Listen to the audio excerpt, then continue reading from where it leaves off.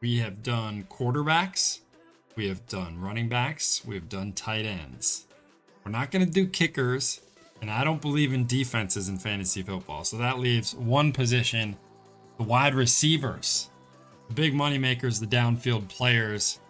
We're going to go through 50 fantasy wide receivers today.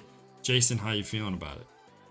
I'm feeling great. We're talking about the swaggiest of the PPR. I think this is like what makes or breaks teams, in my opinion. So this is why we saved it for last. I think it's going to be really cool, especially the way the league continues to evolve. Pass heavy, high flying, scoring, yards, points. Wahoo! Yeah, man. And overall, before we kind of get into our rankings, I think this is almost the deepest fantasy wide receiver core that we maybe have ever seen. I know I probably said that last year, but this is just building onto that because the guys coming in as rookies played really well last year. The second year guys played really well going into the third year this year. And now we have rookies like Jamar Chase, Devonta Smith, like they could contribute right away to their team. So all the projects that were coming out of college 10 years ago didn't really perform fantasy wise as first, second year guys at this position. But now they're coming pro ready, which just makes this bunch even better. Yeah, man. I mean, there's a lot to be hopeful for because I think the model of the league and just how pro ready receivers are becoming, one in style, but also body type. You've got a lot more average sized guys excelling because of short area quickness really taking an effect in these offenses. It's really cool because like your guy Justin Jefferson, first year guy last year, AJ Brown, second year guy, McLaurin, Metcalf, second year guys, really took off last year, and within a couple rookies are obviously we think we're going to pop, but we see a lot of second year guys starting to climb too, and we'll get into those a little more specifically as we go. But I think that's really adding to that depth you're talking about. It's gonna be fun to talk about. Yeah, dude. I'm stoked. And the crazy thing is as we get into this, like the old guys at these positions are no longer where they used to be. Odell Oh Beckham yeah, is now old. DeAndre he Hopkins is. is kind of getting old. Julio Jones, I mean, he was top 3, top 5 for 10 years. He's now old. It's kind of crazy. AJ Green, where's he at? So it's kind of Right. crazy as we look at this list. The youth movement is really happening right in front of our eyes. So let's break it down. Let's get into it. Jason, I'll let you go with your first guy, and I think I'm gonna battle you on this one too. Because Aaron Rodgers is back, I'm giving Devonte Adams his reigning title as best receiver. Devonte Adams. See, I have a bone to pick about that already. I know where you're going with this one. I see And what you're doing. I might concede Devonte Adams. I understand, but Devonte Adams scored 18 touchdowns last year. I think that's not gonna happen again. Aaron Rodgers threw 49, 45 touchdowns. I don't see that happening again. What I do see happening again is Josh Allen and Stefon Diggs' connection. Diggs and Allen only had 1 year together, no preseason, and he was setting records for catches. I could see Stefon Diggs getting double digit touchdowns and the same production in catches, 125 ish, as their number one receiver in Buffalo. So I like Stefon Diggs as number one. See what you're saying. I understand the touchdowns thing. That's going to be tough to replicate. Same thing though with Tanyan, who was the tight end over there. He sucked up a lot of touchdowns. That was most of his points. I think they're bringing back Devin Funchess again. So I guess there's a lot more red zone targets to go around. But you think about the Buffalo Bills. He did towards the end of the year find a tight end. They added Emmanuel Sanders. So I think both can be said that from a volume standpoint that it's going to be pretty tough to top their seasons last year, in my opinion, All for right, both of these. fair. Fair. I'll put Devonte Adams as our number one, as the 53's number one wide receiver. Um, it is hard to knock him off the throne. He performed 30 fantasy points better than the second person, who is actually Tyreek Hill. But I do see Stefon Diggs getting so many more opportunities because he is the number one receiver there. Tyreek Hill really isn't. Having Travis Kelsey there, he's going to be the one gobbling up all the targets. Yeah. So that's why I like Stefon Diggs, I guess, at 2 here, and then Hill would be my 3. I'm with you there, and I think Tyreek Hill wasn't higher because his stats were a little inflated. He had two really huge games, and the biggest one coming against I think Tampa, where he had like 200 and some yards and three touchdowns in the first half. I think he had an 80-yard bomb on the first play, Yeah. and they just kept feeding him, feeding him, feeding him. So he's the only not the only player, but he's like the most likely to have that type of game again. Is it going to be the week you need it though? You never know. Yeah, I mean that's true. Well, the cool thing about Tyreek Hill is I think people see his frame and say, well, he's not a red zone guy. And that's just simply not the case. The dude scored, I think, 9 touchdowns in the red zone. He had 15 through the air, 2 on the ground. This guy can score like crazy. He's not just the typical like small guy who moves the chains. This guy can be electric even in that short field capacity. So I really like him at 3. And I would say, as we're talking about tiers, Jason, Devonta Adams, Stefon Diggs, and Tyreek Hill, I would say is where my tier 1 ends. Would you agree? I would. Plain and simple, I absolutely would. Because we're going to talk about a couple guys coming up the next tier that I think would be very close, whether it be talent or opportunity in our second tier. Yeah, well, let's get into it. I think opportunity is where I'm looking at it for. And the opportunity of the young gun, Kelvin Ridley, with Julio Jones leaving, no real number 2 to compete with his target share. Matt Ryan seemingly leads the league in attempts at least every year. So it's definitely there. They actually bring in Mike Davis in the backfield, which I think helps them as well move the ball down the field. So I really like Kelvin Ridley at 4. I think it's a little bit of a stretch to take him over somebody like DeAndre Hopkins, who might be a little more reliable. But I think Kelvin Ridley has this potential to really blow up like Stefon Diggs did last year. Oh, absolutely. I think that's a great comparison. I do have Hopkins just 1 above him, just based on consistency of volume. Kelvin Ridley last year did have Julio Jones, and whether he produced or not, he's still Julio Jones. You still got to have an eye out for him.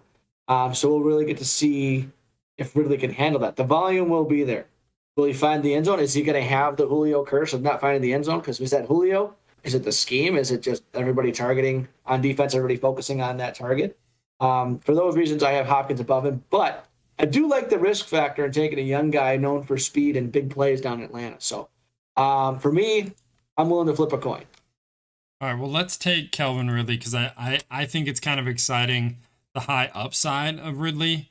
Like we were talking about, I really do think he's going to garner more targets, at least, more opportunities where DeAndre Hopkins, of course, is going to play really well in Arizona, but I don't know if he's as focal of an option as Kelvin Ridley is on his offense. So that's what I'm seeing there. There's 4 and 5. 6 is where we're getting into those second-year players like we were talking about, second, third-year guys. My list, 6, 7, 8, looks like this. Justin Jefferson, A.J. Brown, and Scary Terry. How do you feel about those 6, 7, 8? I know you like a guy in Seattle, so he might be sneaking in here too. I think we're close. I like the guy in Seattle. He really pulled my team. Him and Justin Jefferson both pulled my team last year. I like Jefferson. I think it's going to be tough to replicate, but I'm not saying no to that. So I'll definitely give you Jefferson there. A.J. Brown, he produces without nearly as many targets or touches. So part of me is like, yeah, duh, give it to him because he can do it. But also it's like it's still the same scheme, and you've added Julio Jones, so don't do it. And that's for me why I think he's tier 1 talent. I don't think he's tier 2 or tier 1 production. Yeah. I have Scary Terry just below that as far as a tier. I don't have him in the second tier. That kind of makes sense to me. I would say, would you take Justin Jefferson above a guy like DK Metcalf then? Or are you saying that Metcalf should go here at 6? No, I'm saying Jefferson would definitely go at 6 because you think about it. I'm not saying who's the better receiver. We're talking about fantasy production here. Justin Jefferson had about 1,400 yards. Me, personally, I had a close eye on both these guys. DK Metcalf was a stud last year. However, when you needed him most down the stretch there, the last 4 or 5 games, he did squat. So, especially on a team that only throws the ball and really needs 2 weapons at least, I the lack of consistency there, maybe he is able to improve that this year. Obviously, last year, rookie season, no off season. I see improvement with that, but I'm a little bit of butthurt with last year, so I can't rank him above a guy that outproduced him. All right, sounds good. I will put Justin Jefferson at 6. I'll let you go with DK Metcalf at 7. AJ Brown at 8. That works for me, and that to me is that ends up my second tier. Kind of going into this third tier here. I have an honorable mention for second tier. If I could, I would, but I'm not there. I think my next pick would be Keenan Allen. Yeah. Just on production, you got all the hype there down in I keep wanting to say San Diego, down in LA, Right. For them Chargers and the Herbert train and all that. So I would make a case. My next couple go Keenan Allen, Allen Robinson, then Scary Terry and Tyler Lockett. So I definitely need Allen here, but I'd let you make a plug for McLaurin because I know you've let that slip a couple spots. No, I'm cool with Keenan Allen. The nice thing about him is that he is so consistent. He's going to catch you 100 balls, 1,000 yards, and 8 to 10 touchdowns. That's Right. nice. The upside of Scary Terry is that Ryan Fitzpatrick will just throw the ball all over the yard. And Terry has already produced with bad quarterbacks, or bad quarterback play at least. And so that is super exciting for me. I would personally still draft him over Keenan Allen. I think I would draft Terry over DK Metcalf in an auction setting. Metcalf is a guy whose numbers are inflated because he looks like a superhero. So his numbers get inflated in auction drafts upwards of the point of $5, $6, $7, $8 extra dollars. It happened in his rookie year. It happened last year. It's going to happen again. People just have a man crush on DK Metcalf, which is understandable. But what that means is somebody like Terry kind of sneaks under the radar, can give the same production. And that's why I like him. So I'm going to put Terry at 10, if you're all right with that. I'm cool with that. And before we continue on, I'm thinking about it this way. We just hit a milestone. We just named our top 10 receivers for fantasy. That means, in theory, on a 10-man league, all rosters would have their number one receiver. Or somebody took 2, and then somebody, the guy that missed out on the top 10 is probably going to be looking to grab 2 or 3 in the next 11 to 30, depending on how they've got their roster structured. So where do you think, before we jump to the next tier, the next milestone grouping of 11 to 20, where do you see some dollar values going, like especially in our $200 full point PPR league? Yeah. On a 10-man league with, what is it, 13 on the roster? 14 with the full flex? Yeah, something like that. Well, I'll tell you, Jason, I think the difference between 5 and 10 is not worth the extra $10. So what that means to me is if I'm drafting second half, if I don't get at least 1 through 3, I'm going to put Kelvin Ridley in that too. I think he's going to actually really perform. So if I don't get one of those top 4 guys, I think I'm going to get the best value just going at the end of the top 10, looking at AJ Brown, Keenan Allen, Terry McLaurin, because it's the same output, relatively the same output in fantasy points as a DeAndre Hopkins, Justin Jefferson. So that's where I see value, is those kind of final 3 guys. And then there's value in Calvin Ridley. I'm telling you, I think I'm really high on this guy. He was 5th in fantasy last year. I know people are going to start looking at him, but I really see that as value. And then Terry, Keenan Allen, AJ Brown. Is there a specific guy that you like here? Well, I have a different, like I said, I got a little bit different view for what my team structure is going to look like this year. So I'm thinking, so I'm not going to commit to a guy here. I've got a couple, but 1 through 3, I kind of see that tier in our league going like safely $50 and above, like that 52, 54 range. Yep. But I see 4 you could definitely get a price for. But I got a feeling we had a couple guys in to go just fucking homer on them and spend like $8 more than they should just to get them. And I think, that's where Justin Jefferson's going to land. Metcalf, as you so eloquently said. But I think once you get to 8 to 10, it's like those are the guys. It's like it's got to be your guy. But I see the market value for Hopkins and lower should be low 40s at best, in my opinion. I don't think you're spending even close to that top dollar range. I don't even think you said 5, 6, 7, $8, 10, 12. I think there's a big drop off because these guys will perform, but you're not going to get the 3 touchdown games, or you can't really count on that, or you can't count on 120 yards. You're going to get your 6 catches, your 85 yards, and half a touchdown every week.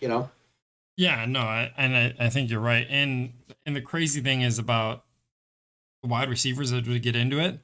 I think the difference between 9 and almost all the way to 20 is very slim margin. Like, you're talking about 2 to 3 fantasy points per game at the end of the year. That equates to maybe 30 fantasy points, 40 fantasy points. Like, it's not that big of a margin. It's not that big of a difference. The biggest jump is the top 3 guys. They outperform the rest of the league by at least 50 points. And then from really 8 to 20, they're all within 20, 30 fantasy points of each other. So you've got to grab a couple in that space. That's how I feel. And hopefully you grab the one who breaks out. And talking about breakout, you mentioned Allen Robinson already. After Justin Fields' first game, I think the value of Allen Robinson skyrockets. He skyrocketed 1 point to me after this weekend. So I have him at 11. I'd like to talk about him. Is that where you have him as well? He finished in the top 10 in fantasy last year. Yep. Has a potential for a big play quarterback this year. Don't hype him up too much. Yeah, I'm definitely not that 11, but I got Allen Robinson 11 for a lot of reasons. I think he's going to get more confident play out at Dalton before Fields even gets the field. So I think that'll work. And then I'm talking about the Robin to the Batman here. I'm talking about Tyler Lockett next at 12. I like that you say that, Jason, because I had Tyler Lockett in front of Allen Robinson. I switched them around over the weekend, but I've seen Tyler Lockett all as low as like 23, 24, 25, 26 on like professional boards. It doesn't make any sense to me. He's a guy who just like gets passed over. He's really T.Y. Hilton type of dude. Like, people forget about him, but he's 1,000 yards and 10 touchdowns every year. He finished in the top 10 last year. 100 catches, 10 touchdowns, 1,000 yards. He's just that guy. I'm putting him at 12, and I think that's a huge value. He's never dropped a red zone or an end zone target. I like it. Well, 13. People forget that, underestimate it because he's a little guy. He's never dropped one.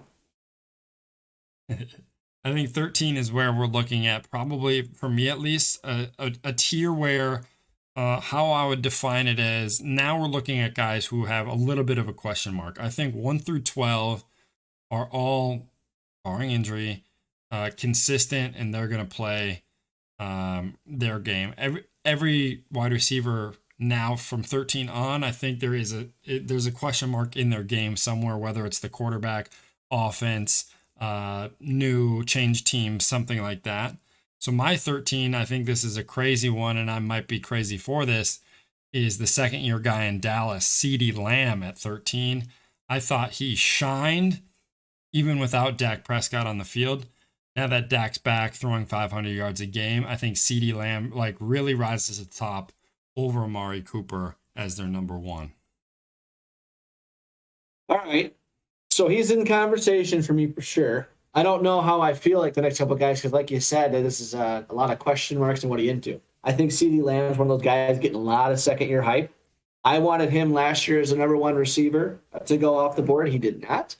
So I definitely see the talent there. If Dak is healthy, I think you've got a hell of a stronger argument. As I go through it, there's only, from a fantasy perspective, there's only 1 or 2 names I would even consider above that. Yeah. So I'd be comfortable keeping him here because you think about it, 10-man league, you've already got your guy in theory. 12-man league, everybody's got 1 starting wide receiver. I mean, is this the guy, though? Let's talk about it in these terms. Say you structure your team, heavy running back, you get a quarterback earlier, a lot of money for it, and you get a tight end. Yep. Is this the guy you want being your number 1 receiver on your fantasy roster?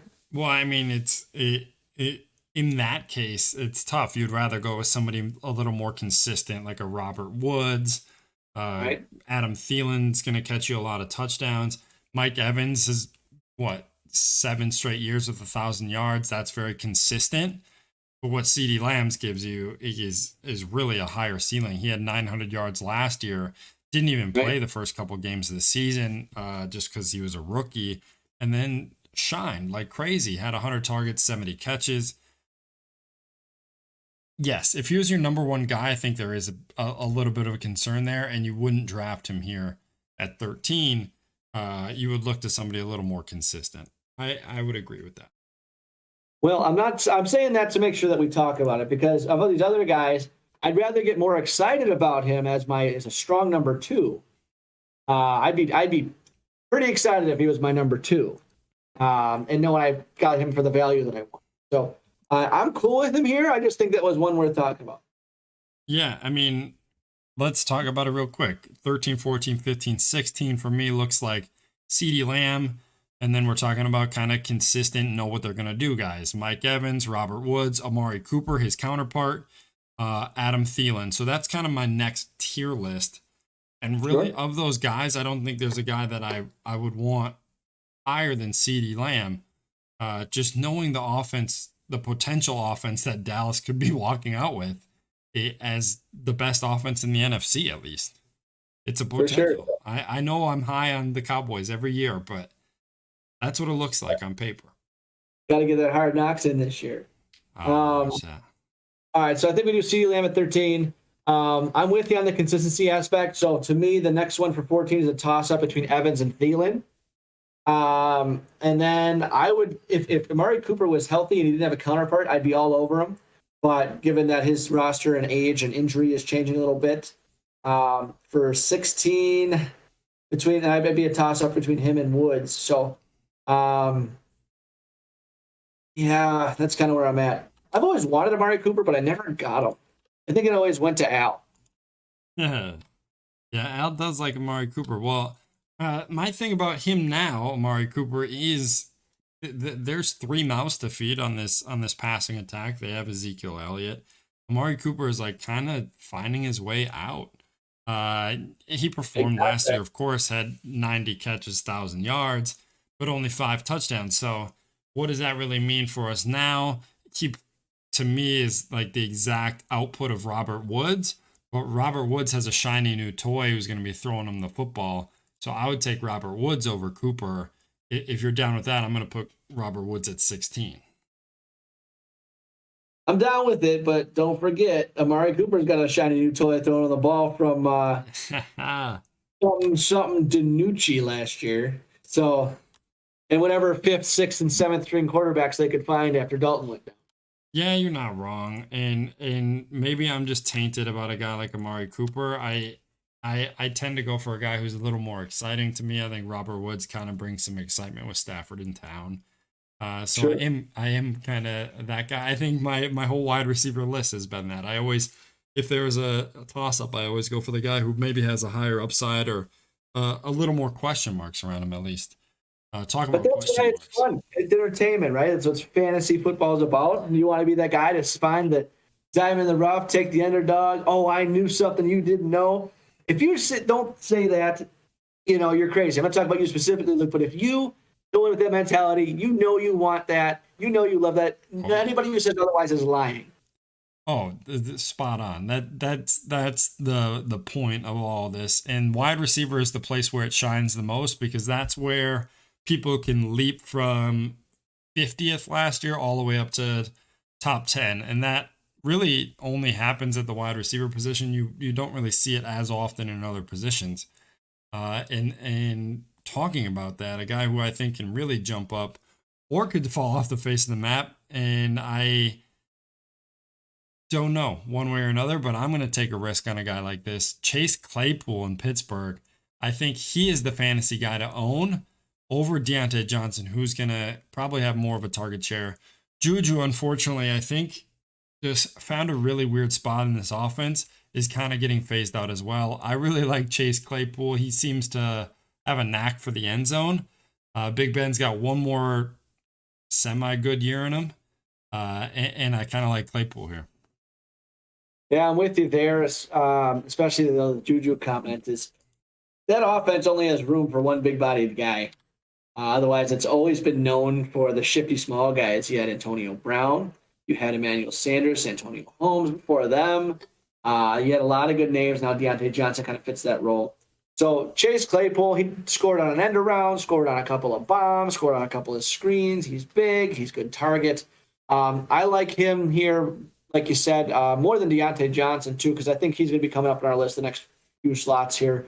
Although talented, Deontay Johnson has the one thing you cannot have as a wide receiver. It's called the drops. So hopefully he's hitting the jugs this year. So I'm with the Chase Claypool here as well. Thinking of our league structure, I mean that's a low end number 2. I think on that risk reward factor, what you're talking about, I think that's great. I think you're not spending 30. I don't think at this point you're spending more than $30 on someone 15 and lower. Not at all. I think you're probably in the 20s. For perspective, last year, again, it was rookie years. And second year, I got DK Metcalf for like $12, and I got Justin Jefferson for maybe $5. And now you look at the potential skyrocket. So not to get you overexcited, but this is kind of the place where you could find a guy like that and just that home run deal, just because of a right fit. Yeah, no, I'm with you there. And I think it's a scary pick at 18. Again, it's one of those things, if you already had 2 guys, he's your 3rd guy, then you feel really good about it. Your 2nd guy, I think it's a question mark, maybe a little bit of a worry on your team, but hopefully you have 2 running backs that kind of take the workload of your team if you're drafting Claypool as your 2nd guy. But if he's your flex, I think you feel pretty comfortable. And that's the same with my next guy too, is in San Francisco. I'm going to go with Brandon Nyuk in San Francisco. I really like him. I really like the opportunity of Trey Lance playing quarterback. I know Deebo Samuel's been there a year or 2 years longer, but I think Ayuk is shining. At the end of the last year, he really shined. They really like him in camp. I think he played well when I watched him, so I like him here. He's going over some big names that we've liked in the past, like Cooper Kupp is still around, Julio Jones is still around, Odell, like we've talked about. But I like Ayuk in his 2nd year, that opportunity at 19. Yeah, I'm with you. There's not a whole lot, I think, to talk about other than what you've already highlighted pretty well. For me, it's going to be that offense is going to be either a lot of yak yards because of screens, or it's going to be a lot of play action bombs. I don't see a lot of 10 and 15-yard catches where he racks up 5 or 6 of them. So I think it's going to be a lot of talent, but a lot of hit or miss there. So, the funny thing is, too, as we get into, we're about to hit the 20th, which is our 2nd big milestone. This is kind of the area where I was going to start talking about Michael Thomas, but now he's got his weird situation. He's been a top 5 wide receiver for how long now, which is kind of a bummer. But, yeah, there's some names you brought up. Cooper Kupp, I like that coming up here, especially with the Stafford effect. I've always kind of liked him over Robert Woods, but it just has never really been the case as far as production goes. Deontay Johnson's coming up. My guy from last year, who you wouldn't even let make the list until I really had to start crying about it, was Robbie Anderson. I mean, he's got Sam Darnold down there in that Matt Rule Nation. Some guys are talking about. And then, say that again. They're paired together again, right? So Teddy's not there. No, I know, right? He'll be throwing to this guy down in Denver. I think Jerry Judy's another 2nd-year guy to start talking about. You got Courtland Sutton coming off an injury. So these are some guys that are now younger guys, aside from Kupp and Anderson, that I think are worth talking about. And then you really got Julio Jones still on the board, which is going to be age, talent, schematics, his fit. So from that point, is there a guy that you really feel needs to make the top 20 here? Yeah, I think the guy who needs to make the top 20 is still Deontay Johnson. I think he's going to get the most targets out of the rest of the players, and that's what excites me the most about him. In a full point PPR, if he's catching 90, 100 balls, that's really good. And out of the potential of the next guys, I think the only other guy that might be doing that is Cooper Kupp. DJ Moore's potential, maybe. Who knows what Jamar Chase looks like. But a lot of these other guys I don't think are catching 90 to 100 balls. Deontay Johnson's probably the only one left on the board that can do that. So I like him at 20. Let's do it. Let's 21, Jace. Well, theoretically, we've got our top two. So we're talking about the guy that fills in for your bye week, the guy that might be your flex guy, depending on your roster, assuming we've only got two starting wide receivers here. In no particular order, I feel like in the next five, we have to get Cooper Kupp, Julio, and a Robbie Anderson for sure. And then I think we start talking about some of these young guys. What do you think about that? Yeah, I mean, I have Cooper Kupp here at 21. I think it was an unfortunate year last year for the whole Rams offense. They really didn't figure it out until playoffs, and then Goff got hurt.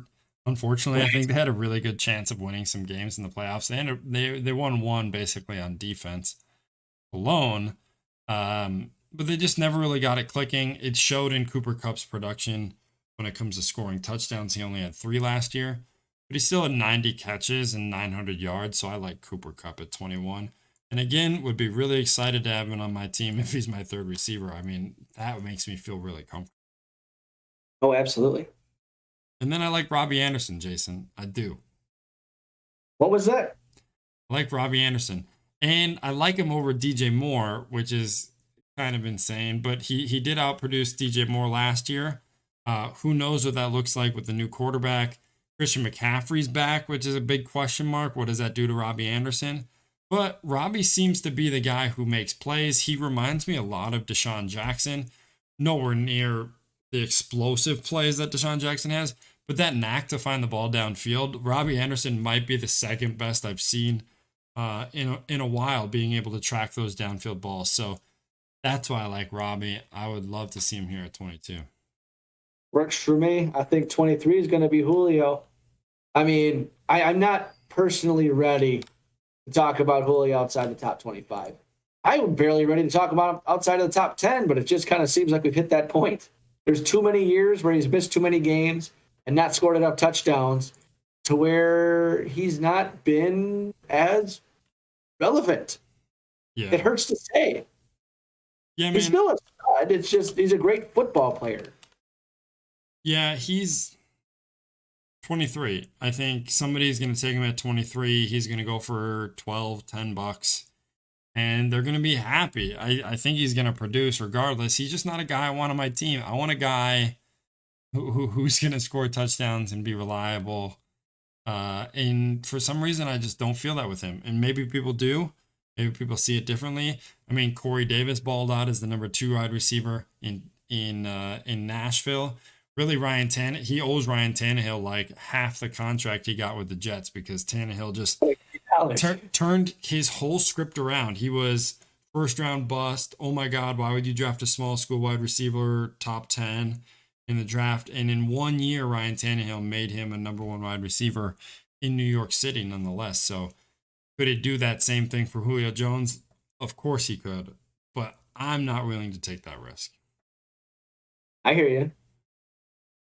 So all right, well, so then that kind of now I like DJ Moore, always have. He's just been so inconsistent. He got drops, could never make a clutch play, which I think he's going to continue to drop here. A couple names we mentioned Jerry Jeudy, Jamar Chase. You threw out Odell Beckham Jr., which is coming off of an injury here on a pretty well-balanced offense. As we get to like 25, everyone's pretty much got their top 2 receivers set. The roster's starting to take a tone. You've probably chiseled away at 3/4 of your budget. So now you got to start being smart, in my opinion. Yeah. Did you get caught in a bidding war and you overspent? But this is where you really got to make your money. I think you make your most money on the guys that are $5 to $15 for your roster, and I think we're getting to that point. If you think Julio's going to be in the low teens, I think this is where we're really going to make our roster wholesome, if that makes sense. So who are you thinking feeling here? Next couple guys. Well, this is where I'm sitting at in the draft where I really would like to get aggressive. I think the first guy I'd like to get aggressive with is Jerry Jeudy. Performed really well in his rookie year. I think Teddy Bridgewater wins over Drew Lock, which is sad. I'm a Drew Lock guy.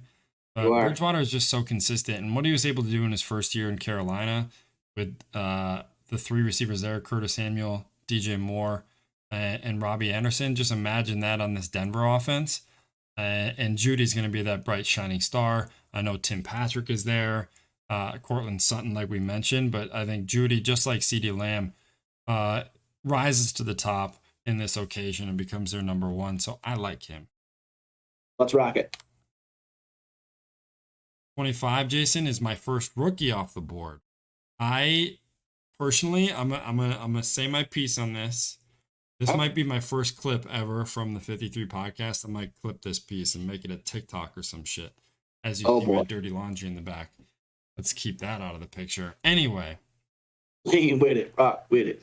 Cincinnati has three receivers that I have no idea which one is going to be the number one receiver. And my 30 seconds on them is I'm not touching a single one of them. Not because I don't think that they're going to perform, but it's just like the running backs for the New England Patriots for 20 years. You never know which one is going to be the one to score the touchdown. And that's what bothers me about these Cincy receivers. They're all going to have 80 catches, 800 yards, but who's going to be scoring the touchdowns? I'm staying away simply because of that. I think people can win games with Jamar Chase. They can win games with T. Higgins and yada, yada. But personally, count me out of the Cincinnati bet. You know, I feel you there. I think that's going to be a lot of people's opinion. The only way I'm in on this game is if I can get one for $3 or less and I need a fourth or fifth guy to take a chance on. This is not neither of these guys are guys that I'm going to rely on my roster on a bye week or on flex position. Because think about it, 25, we just hit the 25th one there. That's everybody's got 2.5 receivers, right? So I'm with you there. 25, unless you're, got a hard-o for Joe Burrow or Jamar Chase or the Cincinnati Bengals as a whole, I'm out, man. Especially knowing who they got to go up against in their division, I'm out. Wow, I'm surprised. I thought you would like at least one of them, but that's where it's at now. I think there's a high upside in Jamar Chase. I think he's a really cool receiver. I just don't know his opportunities compared to the others. Anyway, let's move on. I'm putting Chase at 25 just because I realistically think that's where he's going to land. People always go nuts for rookie wide receivers. He's going to be the first one to get drafted. That's where I think he fits in. Do I think he's going to live up to the 25 rank? Maybe. I don't know. I think one of these Cincy receivers is, but I don't know which one. So that's kind of where I'm sitting. 26, I think we let this guy slide a little too far. DJ Moore. I'm with that. There's really, we've already kind of plugged him already a couple of different ways on the negative side. He's still catching balls. He's still fast. He's still scoring. So I don't think there's really any reason to change that answer. Nice. Well, I think these next couple guys I want to talk about because I'm confused about these guys, and that's Juju Smith-Schuster, like we talked about, Odell Beckham off injury, Kenny Galladay, new team and injury, and then Chris Godwin, injured, wins a Super Bowl, is the number 2 there, but still balled out last year. Where do you see kind of those 4 guys fitting in? Michael Thomas is here too. Are you willing to take Michael Thomas for $10? That could be a waste of $10 though. I'll answer the Michael Thomas thing first. It depends on where we're at with the draft when he gets nominated. Yeah. Take a flyer? Sure. Spending $10? No, sir. He'll be my last couple of picks for last couple of dollars after I feel good about something else. So I feel good with the names that you mentioned there. To me, this one ends up being an obvious Kenny Galladay. I know he tweaked his hamstring, which is why he's fallen quite a bit. But he's already resuming on-field work, and that was as of last week. If he doesn't tweak that, I think we're talking top 20 out of him, just talent-wise. Which also makes me think, too, unrelated, a guy we haven't, it hasn't been getting a lot of love is that Marvin Jones Jr. down in Jacksonville, who he used to play with in Detroit. Mm-hmm. Especially that your boy DJ Chark got banged up. he might make his way under the 50. I'm not saying right now, but side rate. And then I think at 28, I would go Odell. I like Odell at 28. I actually like Odell a lot right now. I think there's an opportunity for him in this offense to like really perform. We were seeing it before he got hurt. Unfortunately, he got hurt when he was performing as a top 20 wide receiver. I think that potential is there. I think when he is healthy, they still try and get him the ball. You know what I mean? He's not just like another guy out there. They're going to try and get Odell the ball and make him happy. So I want that type of guy on my team, which is kind of nice. So I'll take him at 28. I think I got to go Juju here at 29. He's still, potential for 1,000 yards, 10 touchdowns. And he's playing on a 1-year contract. So I like Juju too. I think there's a risk to him, Odell and Galladay. Those are like 3 pretty fun guys to draft and just like, wish for the best. I would say try and grab one of these guys. I think one of them is going to really perform. I don't know which one. It could be all 3, but I like Juju at 29. I hear you there, and I think we hit Chris Godwin at 30. I think Juju and Chris Godwin are kind of in a similar boat. They're both on high-volume teams, but you don't know whoever's going to get the ball. I mean, Antonio Brown came halfway through the year and had probably most of the targets by the end of the season because Mike Evans was a little banged up. And then the Scotty Miller guy came out of nowhere. They've got 3 tight ends. And then, you still got 2 running backs. So just by sheer distribution, I don't really have a lot of confidence on. Last year, loved it before we knew what we were getting out. This year, him and Juju are the same to me. Yeah, I think that's fair. Well, 30, Jason, this would give us 3 wide receivers for each. So if you're looking at it, it could be your 3 starters with the flex or first guy off the bench if you got good running backs. So rounding out 30, I hate to do this. This is like the whole Zeke sitting out, Le'Veon Bell sitting out. Do take him, do not take him position for me. And I think this is where he fits in, and that's Michael Thomas at 30. We don't know what that looks like. We don't know really anything, but I think there's potential there if he gets traded, if he stays. I think Jameis Winston and him could really connect and blow the roof off fantasy. And I think it's worth, say, $5 on Michael Thomas at 30. All right. I mean, yeah, I see the risk reward there. I mean, as of yesterday's article by CBS Fantasy, he's, according to Sean Payton, ahead of schedule. Is that true, or is that just something you can make easier for a trade? I don't know. He did have surgery back in June, so like I said earlier, it depends on where we're at in the draft if I'm going to risk the biscuit for this guy. Yeah, and it's just, I think opportunity gets me more excited. I mean, obviously he's a great receiver. He set the record for most catches in a year 2 years ago. But I think the opportunity is still there. I mean, if he plays for the Saints and he is healthy, Jameis Winston can throw the rock. I mean, there's not much to lose. Like, he's the number 1 option regardless. I like it. So we'll move on to 31. This is when we're starting to really hope to find somebody who could shine, or you can get consistent guys here. And I think I'm looking at a couple consistent, a couple that could shine. But I'm going to ask you any guys that stand out in like our back half of wide receivers, starting with 31. Yeah, I think Godwin's going to be in consideration. For me, now that everybody's got 3, these are my boomer bust guys to me. I know you're talking consistency. I think where I'm going to go a little bit more aggressive. So that's where I want to bring in guys like a Will Fuller, a Brandon Cooks, who never gets enough love. I know they got an iffy situation there as an offense regardless, but someone's got to catch the ball. They're going to throw the ball. They're going to be down in games. I like those 2 ideas. I like a Curtis Samuel talking here. This is probably too early to talk about Marquis Brown, but you got Sammy Watkins and Rashad Bateman. Rashad Bateman got hurt, so he might be back to being the guy. And knowing that he's a burner, some things to talk about. So I think Chris Godwin's the guy here to match the boomer bust here, knowing that offense, you can have some really big games and win it for you. He has the potential for consistency because a lot of that offense is getting old. Gronk, Brait, OJ Howard coming off an ankle. Evans is getting up there consistently injured. Antonio Brown's old. So if you're not going to rely on him all year, things could open up for Chris Godwin. Hey, I'm cool with Godwin here at 31. I'm kind of with you. You know what you're gonna get out of him. It's pretty consistent.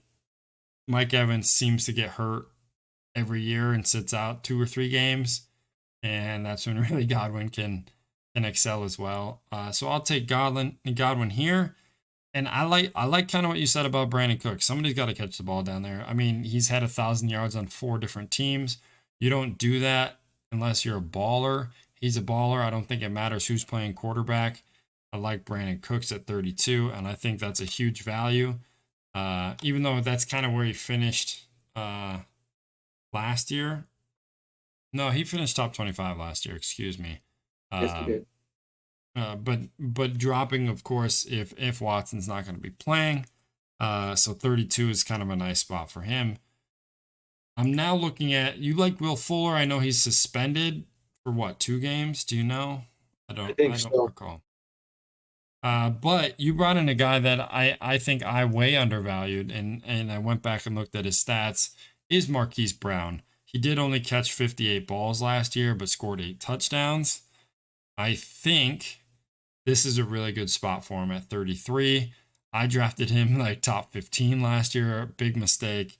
I think Lamar takes a step up in his passing game, and Marquis Brown has got to be a beneficiary of that. We already talked about Mark Andrews in our tight end podcast, that I think his numbers go up as well. And this offense is really going to click. I think it was tough sledding last year compared to Lamar's rookie year, just because people are getting more comfortable, but now Lamar's getting more comfortable. So what does that look like for Marquis Brown? I like him at 33. I think that's a big, like, boom potential there. And I would say probably one of the best values in the wide receiver position. Yeah, as your 4th wide receiver? Hell yeah. Last year, people had to rely on him as a 3 or even a 2. 2 was a little bit of a stretch, but I mean, man. So what do you say about 34? I think Cortland Sutton's a guy. T. Higgins, Deebo Samuel. Jason, Deebo Samuel is like a big yak yard type of guy. Get him the ball, see what he can do. Will Fuller, you already mentioned. Michael Gallup is a 3rd receiver on Dallas, but seems to put up good numbers as a 3rd or 4th option on your team. So I think those are kind of the guys that I'm looking at. Are there any that stand out to you? You know, Gallup is a guy I'm not going to consider. I don't even think for $1 I'm going to stay away from him. I like Cortland Sutton. I liked him last year. Coming off a knee, I think this team is we playing from behind again. So go get him, especially with Teddy as quarterback. I mean, you saw what he did with 2 receivers last year with Robbie Anderson and DJ Moore. Speaks for itself. I'm kind of in on both Samuels here. You said Will Fuller. I like him too if you're going for the boomer bust. But Deebo Samuel or Curtis Samuel, if you're going to go on that whole Fitzmagic vibe that you had earlier with Scary Terry. I do. You know, you got Scary Terry, Curtis Samuel, Logan Thomas. You got some interesting, I wouldn't say it's your typical mold for an offensive weapon, but I think those are some guys that are really going to be guys that they're going to catch screens. They're going to catch deep balls. They're going to catch out routes and comebacks, and they're going to get, that little jet sweep or some reverses. They're going to get involved because they are shifty little guys, but they're also not just little guys. They're tough little guys that can be almost like running backs. Yeah, I think that's fun. So I put Sutton at 34, Deebo Samuel at 35, Curtis Samuel at 36. Another Cincinnati guy I think needs to be looked at is T. Higgins, Tyler Boyd. I think Jarvis Landry is a huge question mark. He finished top 30 last year, but we have him outside of top 30 here. Big reason is Odell Beckham, and they are a huge run team there with Kareem Hunt and Nick Chubb. So what does that mean for a guy like Jarvis Landry? And then another fun guy is Devontae Smith in Philly. Jalen Reagor's a guy. I don't know, man. I'm kind of stuck here on the next 14. So where do we look to start this off? I think Jarvis Landry might kind of be the guy. Yeah, pay your respects. Let's go Jarvis Landry. Let's go. Do you like T. Higgins or Tyler Boyd? I don't. Probably T. Higgins. All right, let's go T. Higgins. Man, I'm stuck, man. There's Devonte Parker, Corey Davis on a new team, Sterling Shepard, but now Godwin's there, Galladay's there. We can start talking about rookies: Elijah Moore, Marquez Callaway, Brian Edwards. I mean, I'm not giving a whole lot of love to those guys. I'm not giving love to Corey Davis. I know he's the only thing out there to throw to, as opposed to Elijah Moore. I'm not loving on Tyler Boyd. At this point, too, I'm really going boomer bust. Now we got, 12, 13 more picks to go? Yeah, let's do it. Let's see. I think you got to go Will Fuller. All right, let's put Will Fuller in there. At this point, we're at 40. The last fourth receiver. So this is a guy that is only playing on a bye week, or if he gets really hot, or if somebody's injured. Well, I think I'm looking at the Philly receivers. Devonte or Jalen? Yeah. I like Jalen Reagor. I think people, and we talked about it in a previous podcast, I think people clown the Eagles for taking Reagor because his numbers weren't like Justin Jefferson. They passed them up. But Reagor was drafted where he should have been drafted. I think the dude's a baller. He was just hurt last year. But when he was healthy, he was making plays. And in the punt return game. So, like, the dude makes plays. He made this spectacular one-handed catch today, so maybe that's the hype that I like about him. But maybe he fits there at 40. Yeah. How about Marvin Jones, dude? Yeah, I mean, this is the part, too. I mean, Marvin Jones, who else is going to catch balls out there than your boy Chenault? But Chenault is kind of like, I don't think he's going to be a refined receiver. I think he's going to be more of your gadget guy. They had him doing a bunch of different things last year. I like Marvin Jones. Marvin Jones has been the poster boy for consistency under Matthew Stafford for the last couple of years. I really like how he would fit in with the new Trevor Lawrence. Dude, that might be the play. Marvin Jones could be the guy. Yeah. He went there for a reason, Jason. Sign me up. All right. Let's do 10 more and get the bleep out of here. All right. I'm going to throw some names out here. And just to throw some names out here, because we're going to be creeping up on honorable mention here with 10 names left. If anything, just have a fun conversation about as we keep going. We've got a guy I like, and I would like to see him make this list, would be Darnell Mooney. You've got Nelson Aguilar, who's been a love-hate relationship there. I'm not sliding. I think one or two of the Philly receivers should make it. Miko Hartman, definitely a guy to be a guy. Jalen Waddle's kind of what I see Henry Ruggs was last year, but he's a guy that people are going to be liking. A guy I want to see make the list is going to be Mike Williams, especially because they don't have a true tight end down there. Not true tight end, but a known tight end down in Charger land. Hey, I'll go off on Mike Williams right now. Mike Williams is probably top 5 favorite receiver for me, and he's just never had the opportunities. He's always been overshadowed by a guy like Keenan Allen or by the run game. They picked up his 5th-year option for a reason because he's a stud. He makes such acrobatic catches, and earlier in training camp they said they're going to find ways to work him into the game plan more often because they like what they see about him and he's consistent. So maybe Mike Williams finally in his 5th year takes that step up that we've all been waiting for. Hell yeah, dude. I am about that. Little nugget here for those who have stayed through the first 40 picks. Don't sleep on the Chargers this year. They have the most improved offensive line. They get Derwin James back. Yeah. Melvin Ingram left, but I mean, dude, You want to talk about something prime to go, and in that division, there are going to be some high-scoring games.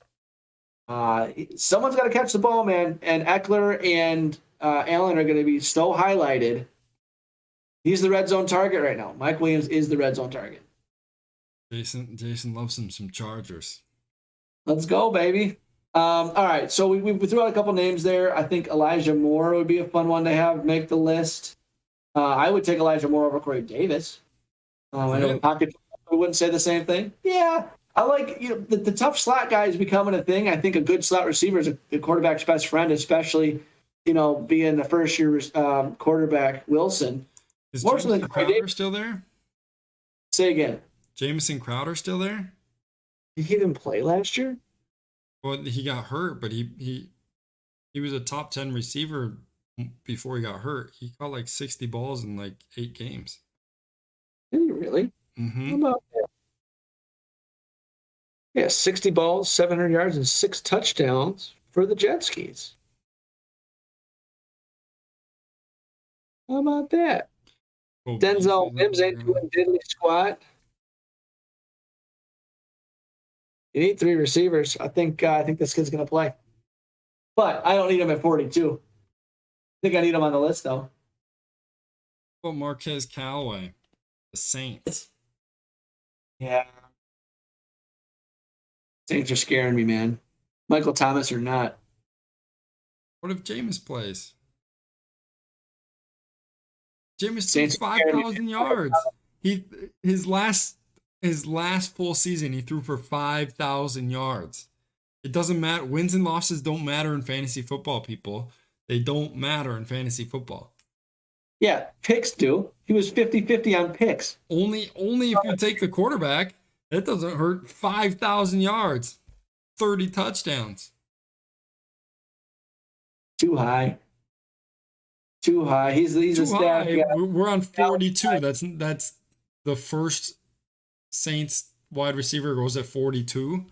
That's not even the first one went at 30. What are you talking about? Well, potentially. Someone's gonna go hardo on him. I don't like any of these guys. Marquez Callaway is going to be in the conversation. I don't think he goes at 42, though. I would rather have an Aguilar or a Mooney or a Rager at that point. 42. All right, let's put Aguilar here. I don't know. Okay. I don't know what we're getting out of Aguilar. A lot of people say he's not going to be the number 1 there. I disagree. I think they're going to be tight end heavy. Those will technically be the number 1s, but he'll be the number 1 receiver because it's him or N'Keal Harry. No, it's the other guy. They got rid of Harry. The other guy? Yeah, man. Oh, man, the other guy. Yeah, what was his name? Kendrick Bourne. No, From they picked him up. No, Jacoby Myers, yeah. Jacoby Myers. Didn't score a touchdown last year. I got to do a little bit more homework on him. 729 yards, but didn't score a touchdown. Dude, there's some crazy names, dude. Miko Hartman, I ain't touching Miko Hartman. Was Sammy Watkins ball? Antonio Brown? Not to be forgotten. AJ Green? No. I'm putting Darnell Mooney at 43 for sure, just kind of a volume share. He did so well. He had a couple of great plays against the best corner in the league, Jalen Ramsey. They got memed, and I think it's a comeback to haunt them. But there's definitely talent there and better quarterback play. How do you feel about Tim Patrick? That would be 3 Denver wide receivers, which would be kind of weird. That's a hard pass, my man.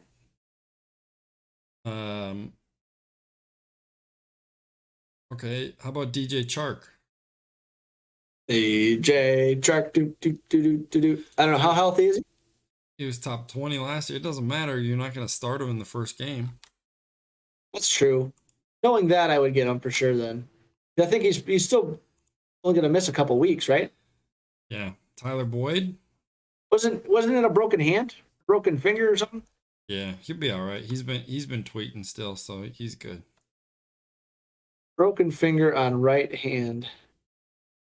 Yeah, he's fine. Chris Godwin played the whole playoffs with a broken finger. Gotta do it for Urban Meyer, man. All right, so we got 6 left. Can we talk about one of your Philly guys here? I think Rager's the guy. I think Rager's the guy.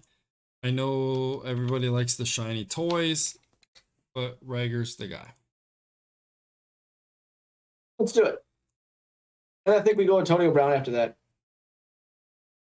I'm cool with that.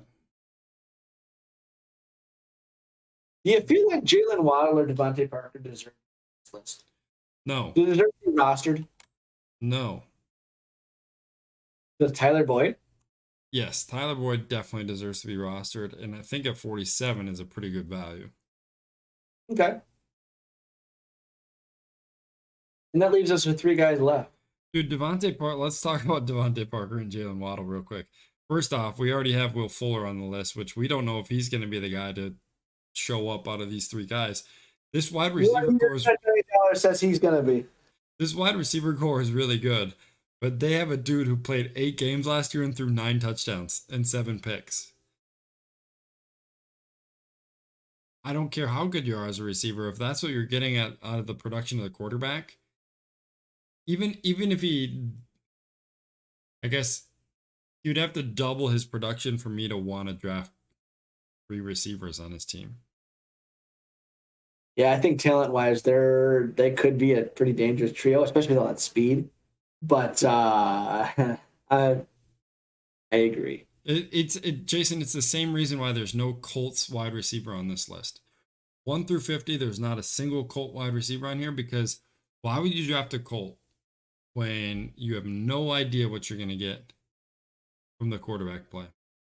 The Colts have 3 C wide receivers. You have 3 tight ends, and you have 3 running backs. And really, they should have kept Jacoby Brissett. I mean, he's in Miami now. He might be the starting quarterback by the end of the year in Miami, and then we could be talking about Jalen Waddle at 48. But he's not. They're going to run with Tua because they invested the first round pick in him, and the whole thing too. So it's like,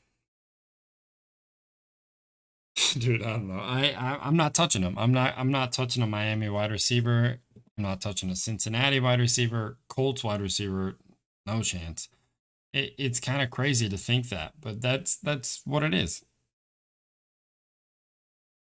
Fair Michael enough. Well, 48. I think we talk about. I don't know, man. I've got an itch for Miko Hartman on this list. Doesn't have to be this pick, but on this list. All right, dude. I'll put Miko Hartman in here, and you can enjoy your 40 catches. Hey, this feels an awful lot about that Robbie Anderson thing you said last year, okay? That is true. The funny thing is I'm going to draft Miko Hartman, though. Yeah, you are. For $1 too many. I'm gonna put him up first. You're going to outbid your brother by $1, and you're going to regret it. Because you know he's going to bump him up to like $6 just because he's got the money left. You're like, oh, shit, I need a decent receiver. Yeah, then I'll take Corey Davis.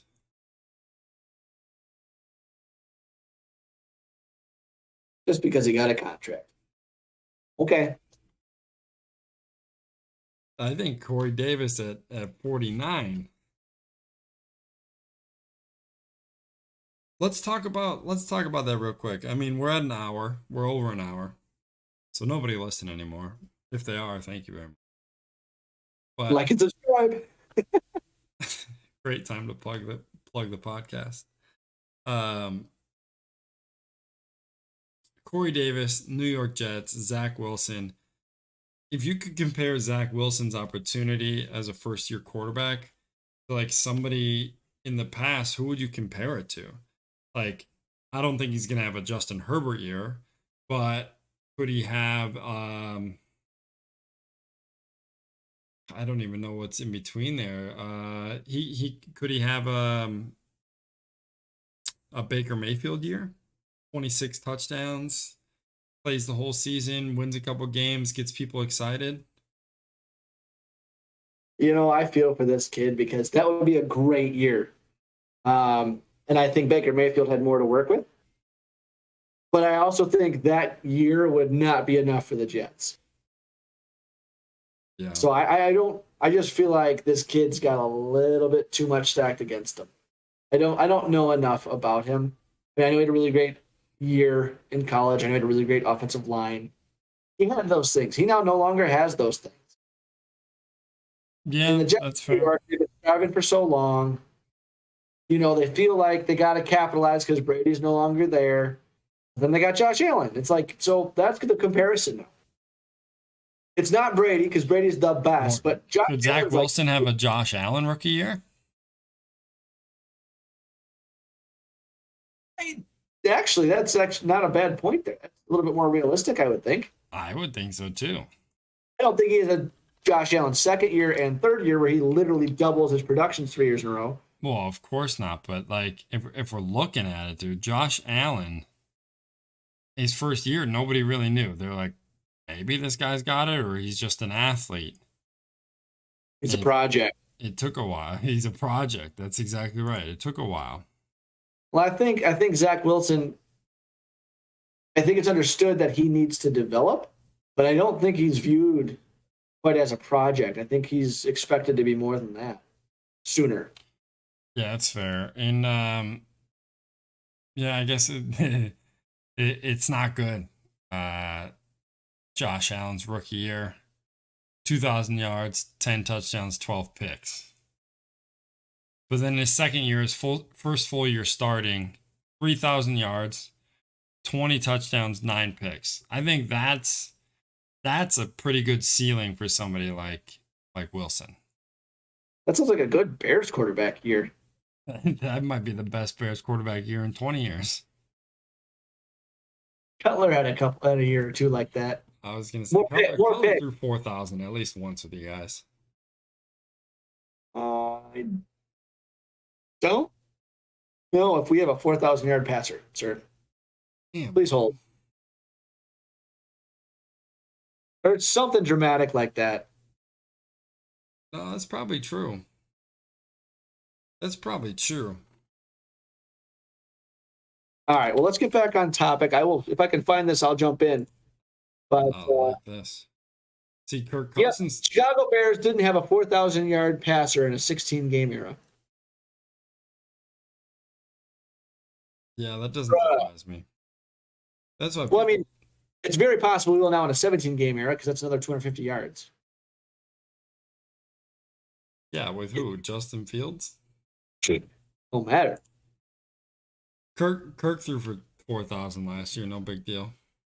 Eric Kramer was the closest to the 4,000-yard mark, completing 315 of 512 passes for 3,838 yards in 1995. And then Jay Cutler had 4 next spots: 3,800, 3,600, 3,600, 3,200.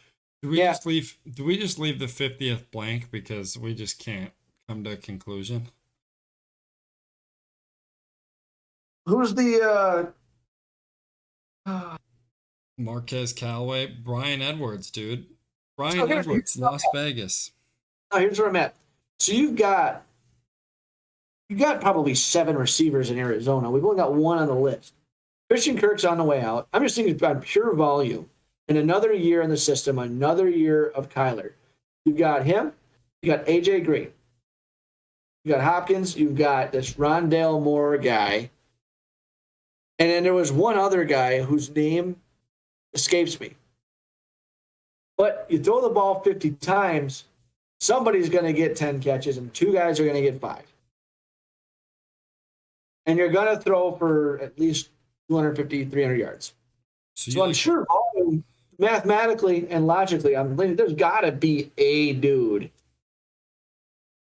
from Arizona to consider. Not to say he's got to have it, but I'm just thinking about the teams that pass so much. I don't know if they're going to pass that much. I don't think they pass as much as you think they do. With Chase Edmonds and James Conner, you think they're going to pound a rock? Yeah, and their quarterback ran for 800 yards last year. He's not that good of a passer, man. He can throw a nice ball, but he can't find open receivers. What happened to John Brown? He's in Vegas now. Yeah, dude. Did we talk about Emmanuel Sanders or Cole Beasley? Well, yeah, Cole Beasley was top 30 last year. Not on this list. He gets disrespected. But do you want to draft Cole Beasley or do you want to draft Elijah Moore? Do you want to draft Cole Beasley or do you want to draft Devontae Smith? Sold. Russell Gage in Atlanta, number 2 receiver in Atlanta. Rashad Perryman in Detroit. No. Michael Pittman in Indy. Tyrell Williams in Detroit. Got that Amun Ra guy. Henry Ruggs. See, all these guys. Traquan Smith in New Orleans. I like Randall Cobb back in Green Bay, baby. I like Traquan Smith actually. I think he's a good receiver. Indiana, Minneapolis. Alan Lazard or Devin Funchess in Green Bay. You say Devin Funchess his name one more time, I swear to God. Hunter Renfro. All right, we're losing it here on 50. Let's leave it 50. Let's go back. If there's any other guys you'd like to move, we can move them. I think this is the first. Cole Beasley. Gotta be. We can put Cole Beasley there. Or Emmanuel Sanders, one of the two. Gotta be a Buffalo guy. Put them both. There's no room. We ran out of room. Emmanuel Sanders, maybe. Cole Beasley, maybe. Looking at the list, Jace, let's round this out in 2 minutes. Fastest 2 minutes in fantasy sports goes right now. Is there any guy that stands out as way too high? I think there's one guy I'm looking at that I think maybe we went a little too high on him. Everything else, I think this is my most comfortable as far as rankings out of all the positions that we've done so far. All right. On the count of 3, say your guy's name, because I have one also. Ready? 1, 2, 3. Brandon Ayuk. Oh! Yeah, dude. I think he's a little too high. I think you're putting him in, drop him like to the 24 to 28 range. Because he's got the potential, so I think he should be above Jamar Chase. But I don't know. I don't know how I feel. And slide everybody up a little bit. Brandon Ayuk should never be above Julio Jones. Never? Ever.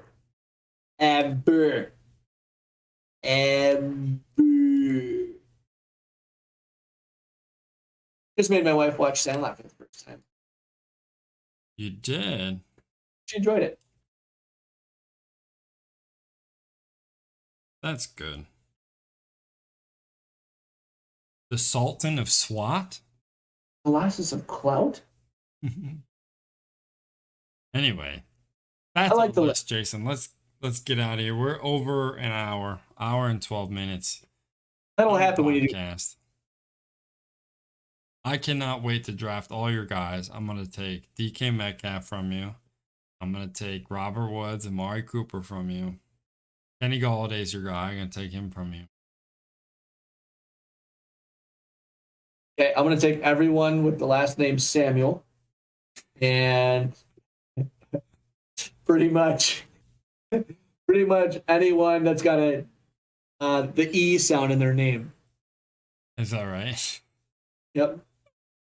Does that count for Tyreek Hill?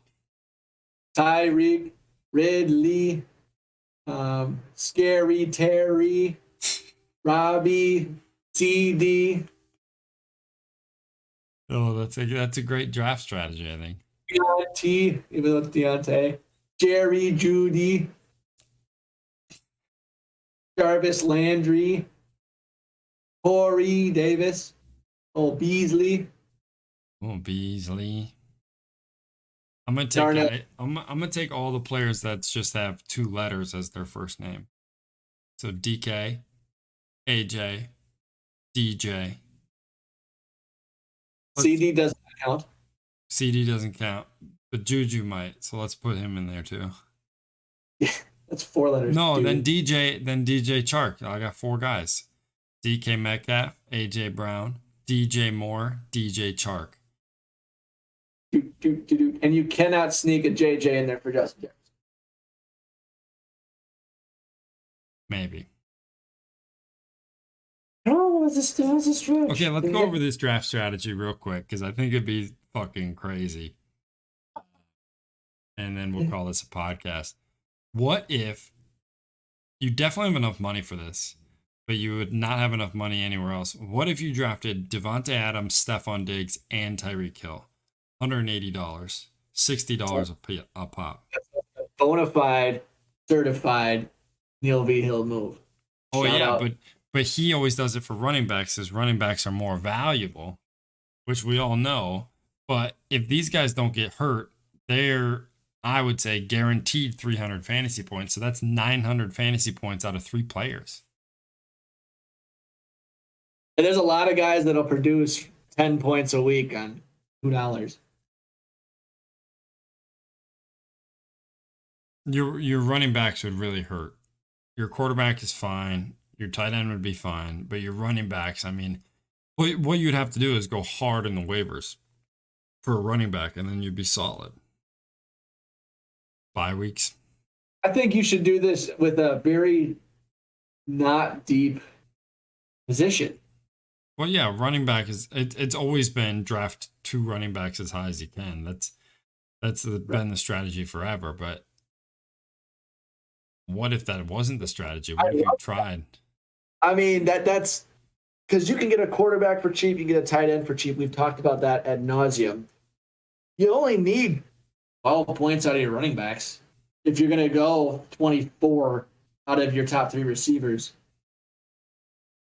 Yeah, you could score 60 points a week out of your receivers.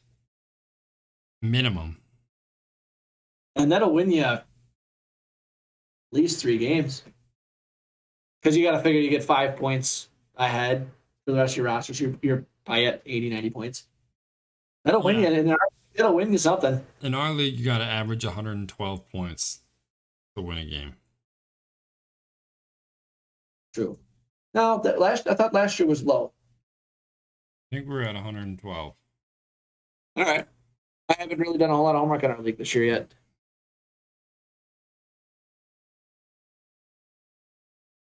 What's your stats? That's the one thing I don't love. Oh, no, I see last year's stats. Yeah, points for.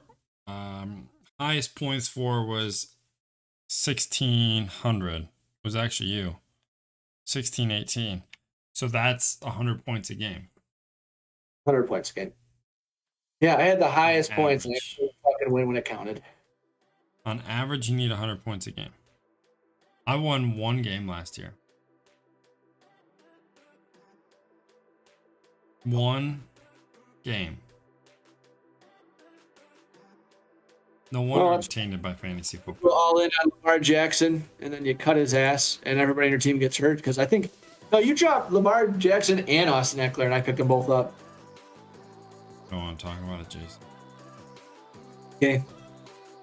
Then you don't have to, but I will. Well, that's it.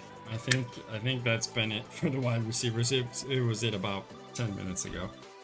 And we kept it carrying on. But we had a good time. I believe I fixed the audio finally, which is exciting news.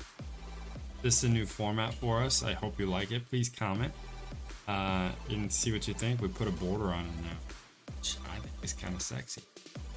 Can't wait. Yeah, so you'll see the output. But that's all we got, guys. For the 53 podcast, my name is Luke. This is Jason. Last words, buddy. Can't wait.